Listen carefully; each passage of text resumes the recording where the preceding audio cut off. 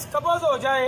تفن ہو جائے میدے کا تو اگلا کھانا چھوڑ دے، بس کچھ کرنے کی ضرورت نہیں ہے، کھانا چھوڑ دے، بدل سے آپ کی طبیعت خود ہی اس کا مینج کر لے گی۔ اگر کسی کو کیا کرے،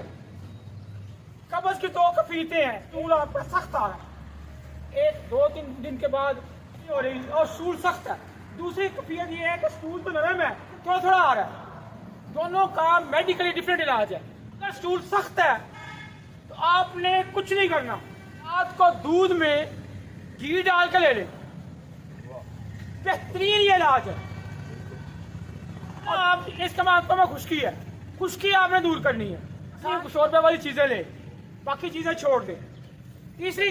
اگر فشر ہو گیا، پسچولا ہو گیا، موقع بن گیا، بواسیر کی کفیت بن گیا، خون آ رہا ہے، اس میں چونکہ یہ آپ کا جو ریکٹم کے عضلہ ہے بڑا حساس ہوتا ہے، درد بڑی شدید ہوتی ہے، آدمی کہتا ہے فوری مجھے ریلیف ملے، اس کے لیے اوپر لگانے نرم سکون ملتی ہے، وہ فوراً لگائیں، آپ کو سکون آ جائے، ساتھ آپ مستقل جو دودھ اور گھی والا یہ کرتے رہیں، انشاءاللہ آپ نے شمار دوائیوں سے نجات مل جائے گی۔ دوسرا، عام جو صحت مند بندہ ہے، آپ میں سے جتنے ہیں،